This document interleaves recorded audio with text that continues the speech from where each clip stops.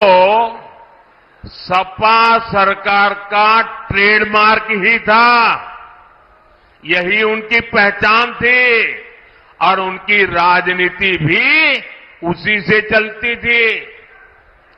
एक समय था जब हमारी बहन बेटियां घर से बाहर निकल नहीं पाती थी।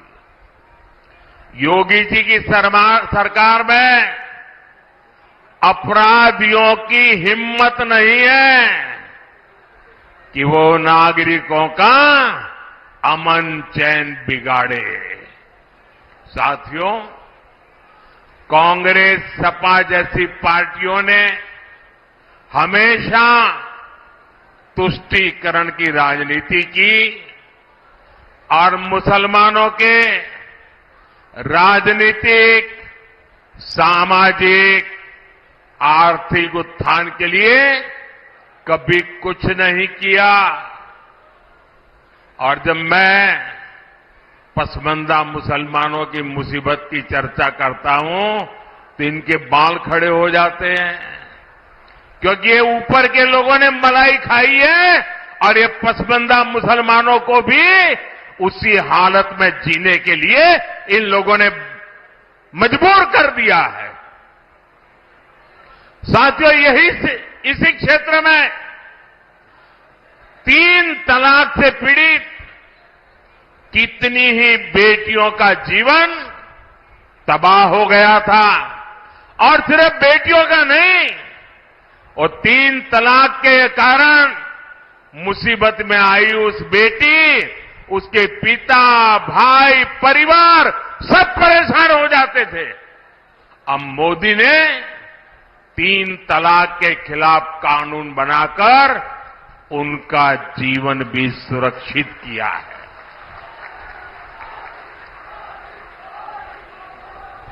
पहले हज कोटा कम होने की वजह से कितनी मारामारी होती थी, उसमें भी रिश्वतखोरी चलती थी और ज्यादातर रसूखदार लोग ही हज जाने का मौका पाते थे। मैंने सऊदी अरब के क्राउन प्रिंस से आग्रह किया था कि हमारे भारत के मुसलमान भाई बहनों के लिए हज का कोटा बढ़ाएं। आज न सिर्फ भारत का हज का कोटा बढ़ा है, बल्कि वीजा नियमों को भी आसान बनाया गया है। सरकार ने एक बहुत बड़ा अहम फैसला लिया। पहले हमारी मुस्लिम माताएं बहनें अकेली हज करने जा नहीं सकती थी। सरकार ने महिलाओं को बिना महरम हज जाने की अनुमति भी दी और मुझे हजारों ऐसी बहनें आशीर्वाद दे रही है जिनका हज जाने का सपना पूरा हुआ। साथियों, कांग्रेस सपा जैसी भ्रष्ट पार्टियों ने आपके परेशानियों को उनकी कभी परवाह नहीं की। गरीब को पैसे देकर भी पूरा राशन नहीं मिलता था, बिचौलिए ही लूट लेते थे। आज अलीगढ़ और हाथरस के लाखों साथियों को मुफ्त राशन मिल रहा है। इतना ही नहीं, पूरा राशन मिल रहा है। अलीगढ़ और हाथरस के लाखों परिवारों को आयुष्मान भारत योजना के तहत मुफ्त इलाज की सुविधा भी मिली है। अब मोदी की गारंटी है कि देश के हर परिवार में, आपके घर में जो बुजुर्ग माता पिता है, दादा दादी है, नाना नानी है, चाचा चाची है। अब उम्र के कारण और कोई तो काम कर नहीं पाते और उम्र के कारण कोई न कोई बीमारी आ ही जाती है। अब आपके डबल जिम्मा होता है, एक तो परिवार के बुजुर्गों को संभालना, दूसरा जिम्मा होता है अपने बच्चों का भविष्य बनाना, और उसमें अगर बुजुर्ग कोई बीमार हो गए तो सारा बोझ आप पर आ जाता है। ये मोदी है जिसको आपकी भी चिंता है और इसलिए मोदी ने गारंटी दी है कि आपके परिवार के 70 साल की ऊपर के आयु के कोई भी बुजुर्ग माता पिता को 5 लाख रुपए तक मुफ्त इलाज की चिंता ये बेटा करेगा। भाइयों बहनों, ये राशन मिल रहा है, इलाज मुफ्त में मिल रहा है, घर मिल रहे हैं, ये सब किसने किया? ये सब किसने किया? किसने किया? किसने किया? किसने किया? किसने किया? आपका जवाब गलत है।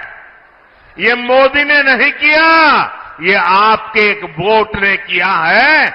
आपके वोट की ताकत है जिसके कारण गरीब का भला हो रहा है।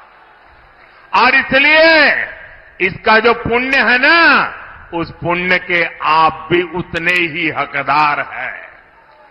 भाइयों और बहनों, आजकल जब मैं कहता हूं कि 10 साल में जो किया वो तो ट्रेलर है, ट्रेलर। हमें तो बहुत सारा काम करना है। और जब मैं इतनी सारी बातें बताता हूं ना, तो ये सपा कांग्रेस वालों को समझ ही नहीं आता ये मोदी कहां ले जा रहा है। बोले पहले तो हम तू मैं राजनीति करते थे, अब मोदी इतनी बड़ी दुनिया की तरफ देश को ले जा रहा है, वो मोदी के साथ कदम ही नहीं मिला पा रहे। अभी क्षेत्र में देखिए, अलीगढ़ में हवाई अड्डा बन गया, पड़ोस में जेवर में इंटरनेशनल एयरपोर्ट बन रहा है, गाजियाबाद अलीगढ़ नेशनल हाईवे बन गया, अलीगढ़ कानपुर नेशनल हाईवे बन गया, हाथरस भी मथुरा बरेली एक्सप्रेसवे से जुड़ रहा है। अलीगढ़ और हाथरस दोनों रेलवे स्टेशन आधुनिक बनाए जा रहे हैं। ये एएमयू तो थी यहां, अब राजा महेंद्र प्रताप यूनिवर्सिटी का भी निर्माण पूरा होने वाला है। ऐसे ढेर सारे काम इस क्षेत्र में हुए हैं।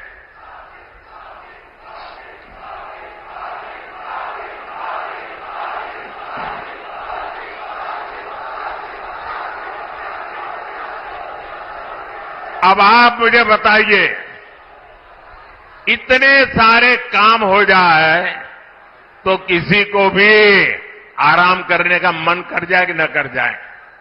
कर जाए कि न कर जाए? लेकिन ये मोदी है, आपके लिए जीता है, वो रुकना जानता नहीं है।